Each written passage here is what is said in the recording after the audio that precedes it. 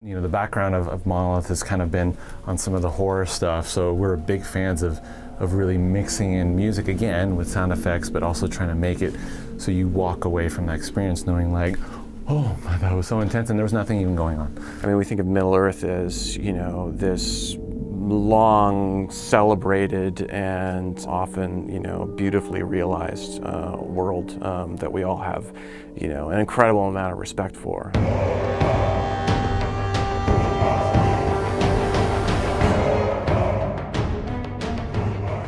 We're applying tools of musical sound design, you might say. They work in lockstep with the animations of the player and of the impacts on the enemies and the enemy actions as well. It's a bit subtle and effective, but there was some challenges to where we would do these.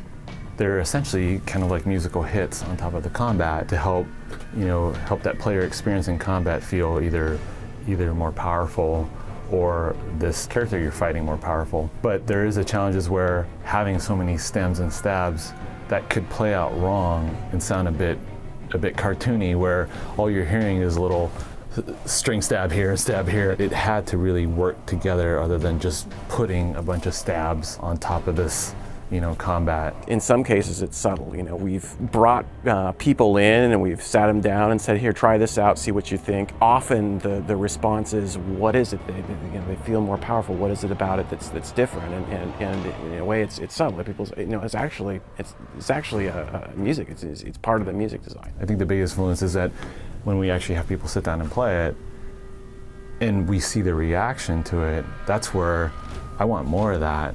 You know, the minute they hear that crunch and they're just like, oh, and they look like, okay, we're gonna do more of that.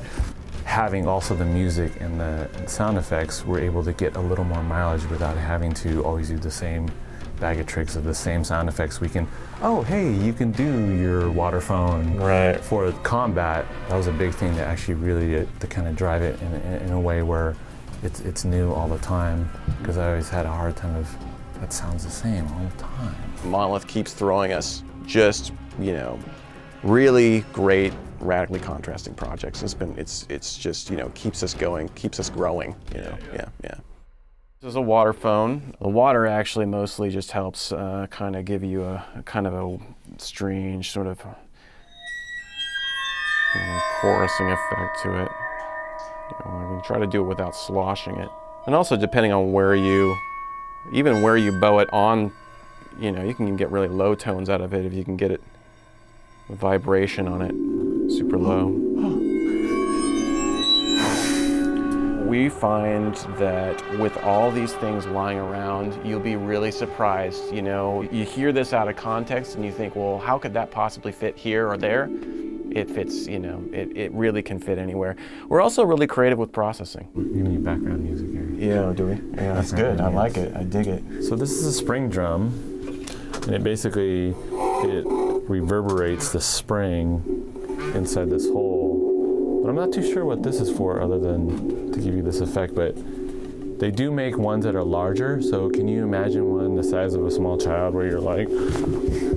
It's the same thing with water phones. They make those like 6 feet tall too. It's kind of scary. You have to shake it like this. Yeah. Sometimes I've found that even bowing the spring on these things is pretty crazy. Nate gets all bow happy. He will bow your shoelace. He'll bow everything. Yeah. All right, ready for concert. Okay. All right, this thing.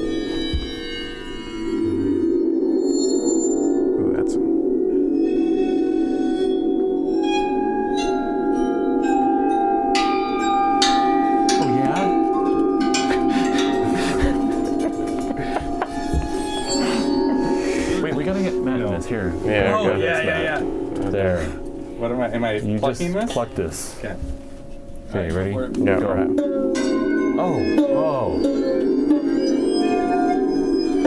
Oh, Matt. Can we contract you? Welcome to Mordor.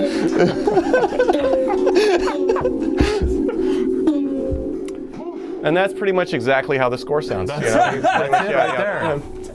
You just heard it all.